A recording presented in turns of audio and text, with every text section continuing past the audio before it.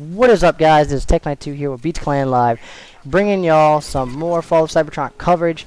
Today we're going to be talking about the multiplayer reveals, the gameplays, and all that other good stuff. I did not make this video yesterday because I didn't have enough time to sit there and analyze each video and write down all my notes and opinions about it. So today I took my entire day, which has been about 3 or 4 hours, sitting there and writing notes, analyzing the video, recording this gameplay, and now recording my voice to put this all together. I analyzed a bunch of things because it was very questionable, and I didn't know, and I had to sit there and kind of watch it a few times, and just make sure when I said what I was going to say, that it's all correct. So anyway, let's get started. First of all, I do want to say that I will not be covering every single thing in here because there are a lot of notes that I took. So odds are there will be a part 2 and possibly a part 3, depending on how fast I can get through this. And I will be saying a few things here and there about this gameplay because there was like 2 things I wanted to talk about in here that happened really quick, but it's not long. Anyway, let's get started. First thing we're going to talk about is the team color. And what I mean by the team color is I mean the team HUD color. When you see your teammates, usually in any game, their names are blue. Well, in this one, they are represented by the Autobots and Decepticons. What I mean by that is if you are an Autobot, your team's color will be red.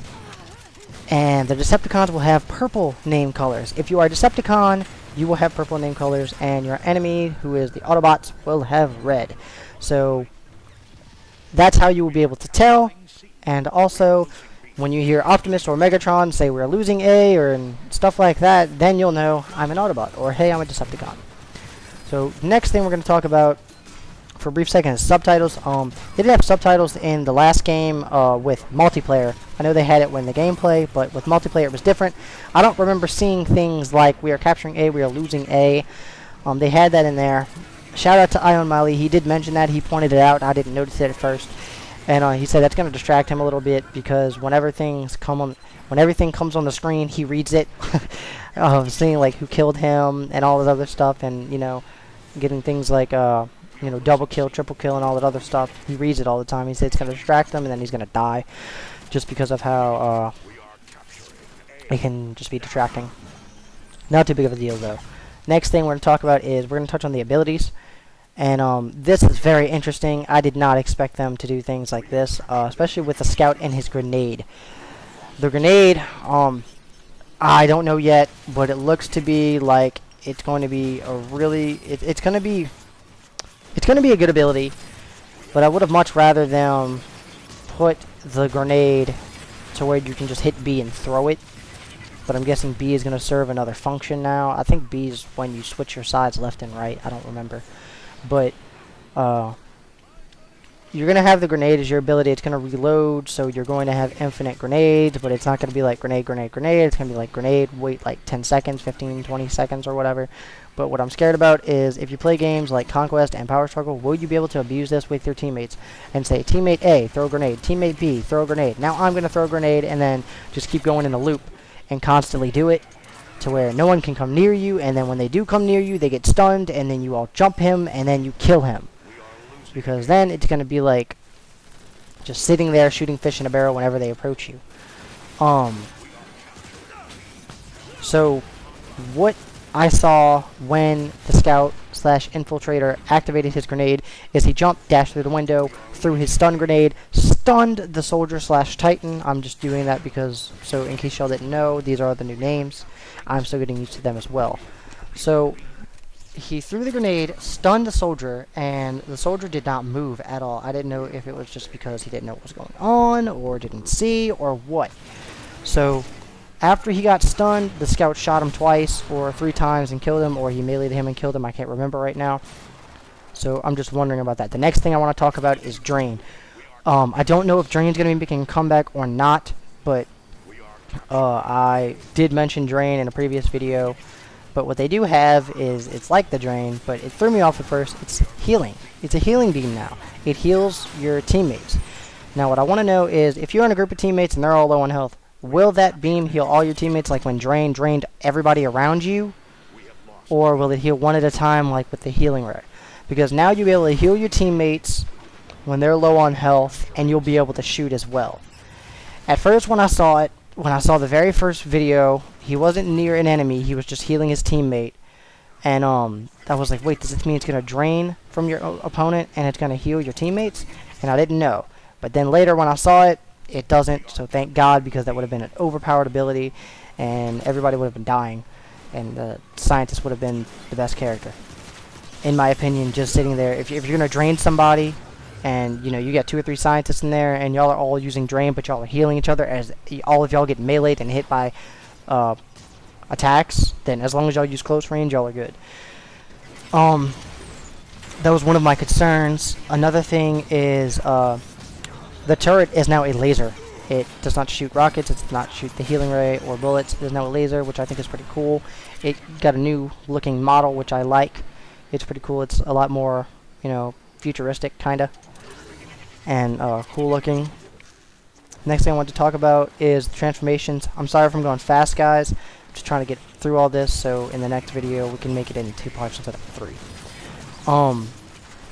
Transformations do take a while. I know Miley noticed that again.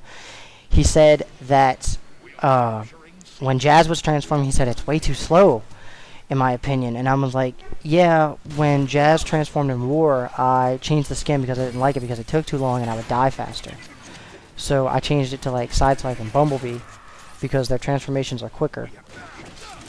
So we'll see what goes on with that. And also, I did like the way the Soldier / Titan transformed. How he did kind of like that tornado spin. That was cool looking when he transformed into his tank. Next thing, dashing. Dashing, some people are concerned about, others don't care. I was one concerned about this because I didn't want dash, because dash is for everybody now, if y'all didn't know this already. But I didn't want it to be to where dash is going to be the same foot speed and sprinting will be the same foot speed for everybody. Because it's not fair if a soldier is catching up to a scout and then melees him and kills him.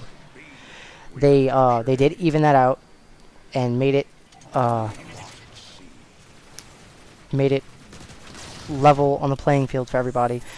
Because if you watch the video with the scout and the soldier, in the beginning, the scout is the first one you watch, and he dashes and sprints. He goes further than the soldier does, and the soldier sprints slower than the scout. If you watch it, you will notice it.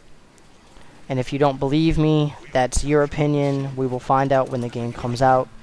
But from what I saw, it seems that everything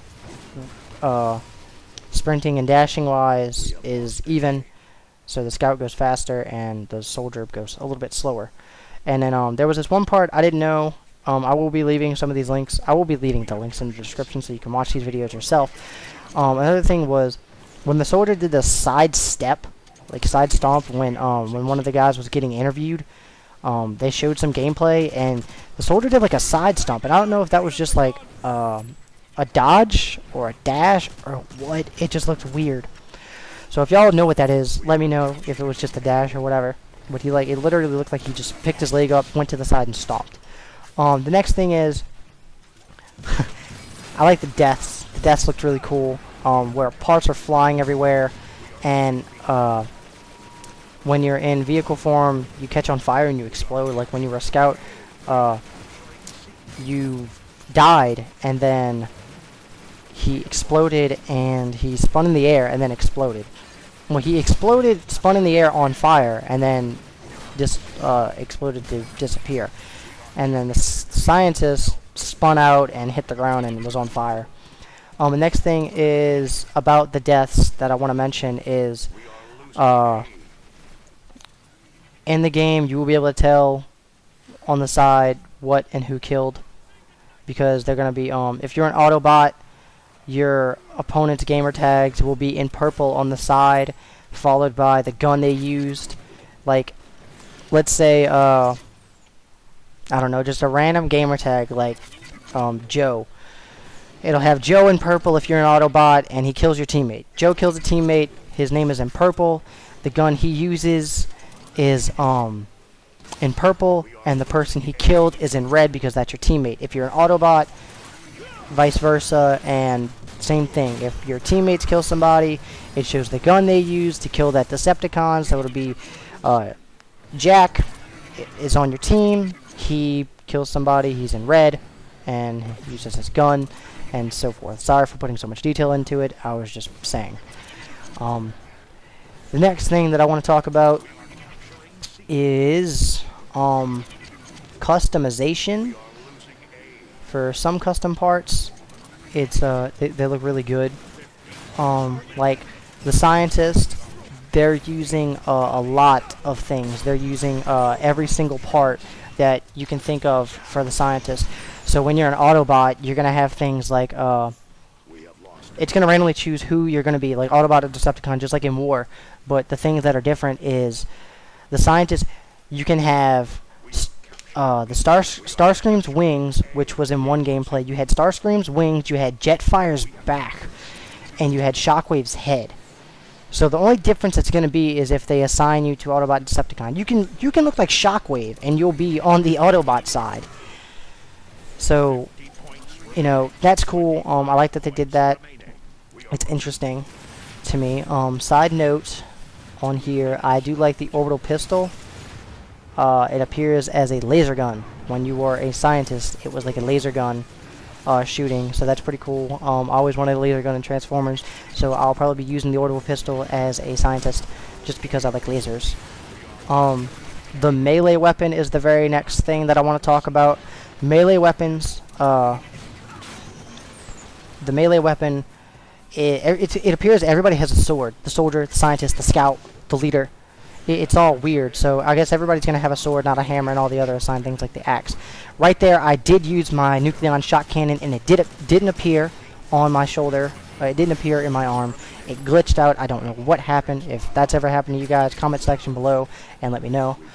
But anyway, it looks like this is all I can talk about. I will be making a part 2, so I will see you guys next time. Comment below. Tell me what you thought. Tell me your opinions, and I will see y'all later. But until then, Tech Knight 2 is out.